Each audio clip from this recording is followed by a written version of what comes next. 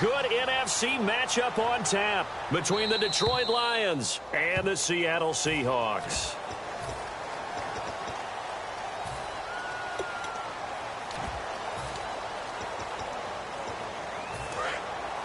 Possible run anticipation here as the D-line sandwiches together. Now Wilson on first down. It's caught outright by Graham. Nothing on that one. It'll be second down. Now Wilson on second down. And he'll be hit as he releases it, and that'll fall incomplete. And now the Lions defensive starters. Glover Quinn entered the league as a cornerback, but has evolved into one of the best free safeties in the NFL. The first carry for the rookie pro size. And he'll be taken down at the 46-yard line. Okay, look at this. The punt team nowhere to be found. They're on the sidelines. Offense going to go for this on the opening drive. Now it's Wilson. And he finds his tight end, Graham. A surprising move here on the opening drive of the game. And the Lions will get the football back in terrific field position.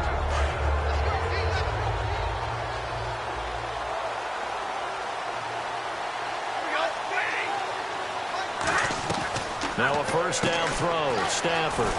It's brought in left side by Tate. And he'll be taken down, but not before getting this inside the 30. And Tate just finished his 7th NFL season. First 4 in Seattle, last 3 Detroit. And each of those 3 years, 90 or more receptions. Finished this season with 91 catches, over 1,000 yards. And I saw him expand his game in 2016. I saw him operate out wide in the slot. Also came into the backfield and got carries and then ran routes from there. His yards after catch really jumped back up in 2016. And Golden Tate has shown that he's more than capable of being a #1 receiver in the NFL. An ex-teammate used to tell me all the time, I hate experienced quarterbacks because no matter what. And he takes this one in for a Lions touchdown. Marvin Jones, an 11-yard touchdown. And the Lions are going to take a first-quarter lead. As a former DB, you might not like to see that, but from a wide receiver's perspective, those are the plays they dream of. Correct on both counts, all right? Because once he took off, I mean, let's face it, that should have been done in Big Sky country. Aren't any speed limits out there? And off he went. Glad I wasn't the one trying to chase him.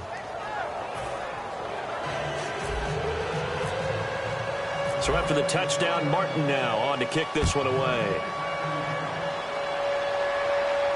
This fielded a few yards into the end zone.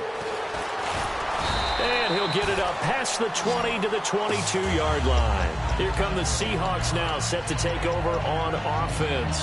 And last time this unit was out here, costly turnover, and then that turned into 6 points. They've got to make amends. How many times have we sat in meetings with coaches and they use the term complementary football? Offense take care of the defense, defense take care of the offense. That didn't happen on the last possession. This is a chance for them to pick themselves back up and help their team. Yeah, we'll see if they can recoup and recover. And on the outside, they're playing press coverage. First carry for Thomas Rawls. And nothing doing. He's immediately taken down at the line of scrimmage. Earlier, partner, when discussing Russell Wilson, you said you think he's best when Seattle is running back-centric. Is Thomas Rawls the centerpiece going forward there? I think so because of what he did 2 seasons ago before he got hurt. Because he runs that offense the way they want it run. One cut, downhill, get upfield. And Thomas Rawls is perfect for that. If he stays healthy, that allows Russell Wilson now to throw the play action, to bootleg passes that really hurt other teams defensively. And Rawls has youth on his side, just 23. Tahir Whitehead. And ready to go for another offensive series. Out comes Detroit, and a Detroit team that, boy, lost in the playoffs this year. Don't have a playoff win since 1992.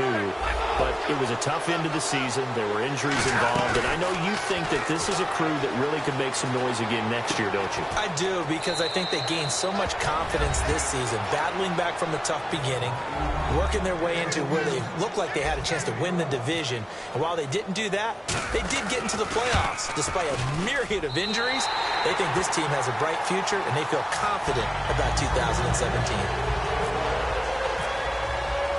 Here's Martin now following the score as he'll send this one away. Fielded about a yard deep.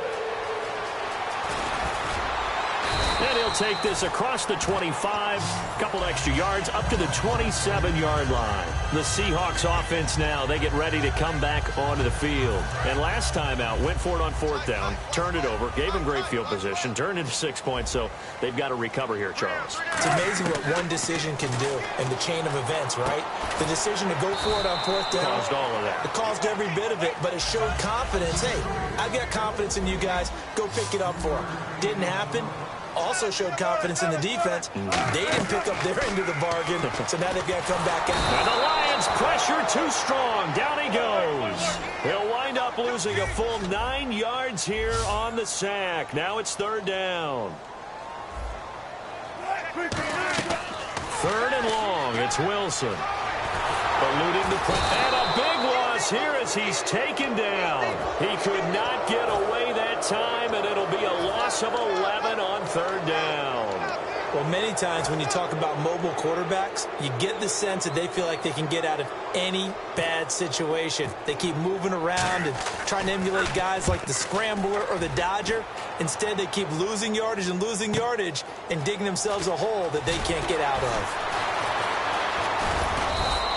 A good return there, 17 yards, and the Lions will take over. Here's the Detroit offense now as they head back out onto the field. And they were able to punch it in the end zone last time. They'll be looking to do that again here for the defense. Obviously, they'll be looking to stop them from punching it back in the end zone. It always is punch-counter-punch, isn't it? And which team has the advantage? Let's just go back. Last time on offense, they rolled downfield, got into a good rhythm. You can see a little more bounce in and out of the huddle. You can see the sideline really get into the game. So defensively, you're thinking to yourself, how do we take that away from them? How do we get the advantage back? Let's see what they come up with. I think pressure is always the first way to go. You love pressure. I love it. We'll see if they dial it up this drive. Back to throw, Stafford.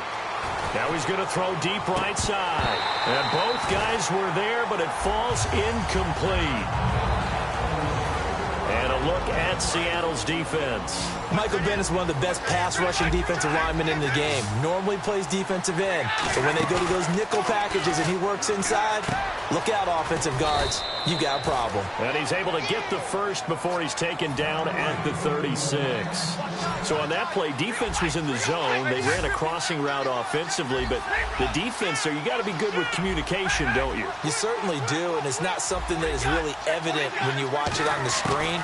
But everyone's talking, communicating, pointing, and it keeps you from chasing receivers because you have a specific zone you have to cover. When a receiver's in your zone and he crosses to another one, you got to let your guy know. They got a completion there, but I like the discipline they showed to stay in their proper areas and then make the tackle. Throwing again is Stafford. To the right side to Eric Ebron. And they'll be inside the 25 now at the 24. 5 yards is the pickup there as that extends this drive. So much goes into a successful play, doesn't it? How about that play action there? Freezing the defense just enough to bring the tight end free downfield for the completion. And this is going to be caught. He won the fight for the football. 18 yards there, and it'll be a 1st and goal. And defensively, they were in zone coverage there. Do you have to be a little careful you're losing playing against a good quarterback like he is to not play too much zone? Yeah, you have to be careful about how much time you're giving up. I think it's a good... And he fires one that's intercepted. A great read, and it's picked off. And a big turnover there as his guys will get the football back. And out now come the Seahawks. And last drive, 3 and out. Still a goose egg on the scoreboard. How did they break that goose egg? They've got to find a way to get the ball in the hands of their playmakers, get them some space, and try and make a 1st down and get some momentum going. It's been a struggle for them throughout the game, and that 3 and out on the last possession, that told you just how stalled they are on offense. So who will step up here? We'll see. Alongside my broadcast partner, Charles Davis, Brandon Gaudin hits the Seahawks with a football to begin quarter number 2, and they've got it here with a 1st down.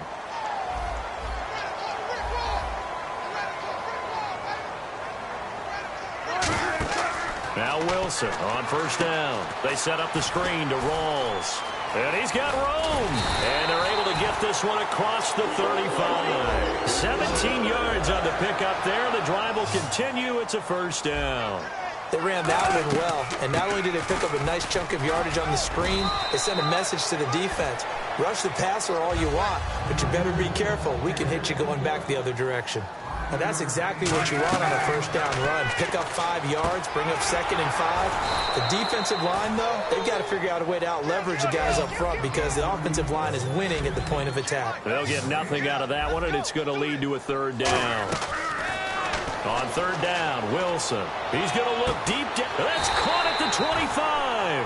That one goes for 36 yards.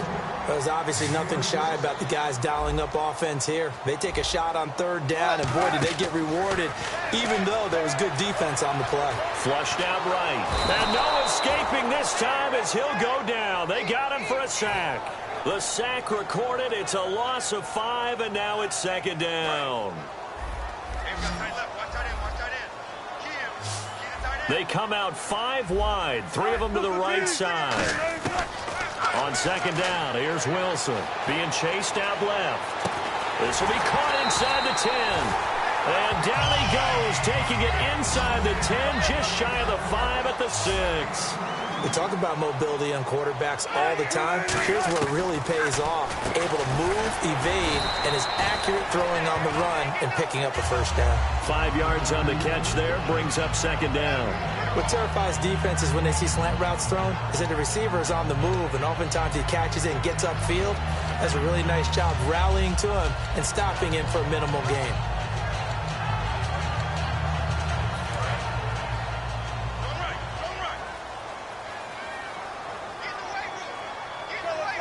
Wilson fighting for the end zone. He lost the football. It's out. On plays like this, when the ball comes free, it's often unusual for the team that lost it to get it back. Because this is the quarterback. The ball gets away from him. Everyone else is trying to execute what they're supposed to do on offense. They're usually looking in the other direction, downfield, or have moved away from him. In this case, though, a teammate is able to come up with the ball. Throwing is Wilson, sliding out of the pocket, trying to get it to Williams, but it's intercepted. A great read, and it's picked off. And a big turnover there as his guys will get the football back. And Detroit getting set to go now. Looked like they had something going last drive. Then the interception happened. Will they recover? The memory they need to keep with them is that they did have something going. They were moving the ball on offense, had a nice sequence going. Don't worry about the other part. You can't get that back. Let's go back to what you were doing well before. I thought you were going to say they need to have no memory, but remember the good part, forget the bad. I like that even better. He was trying to find Marvin Jones that time, and that'll bring up 2nd down. Shift together here from the D-line. It's a tried-and-true formula, and I don't think it'll change for as long as we play football. If someone's trying to throw the ball and you can put pressure on them and make it tough, that's only going to help your defense. Yeah, he's since being hurried. He got rid of it before taking the hit, but incomplete. Fans do love the long ball, don't they? And he already found his guy once. Tried to give him another chance there, didn't he? Yeah, he did. Couldn't connect, but as you alluded to, he does have that touchdown from earlier, trying to keep him in the rhythm. And it looks like we've got a dime set here defensively. 6 DBs in the game. From his end zone, Stafford on 3rd and long. He's going to let it. A 50-50 ball here, and it's intercepted. It's the Pro Bowl cornerback, Richard Sherman. And his crew will take over with a football at the 35-yard line. The Seattle now ready to march onto the field. And they had a nice little drive going last time.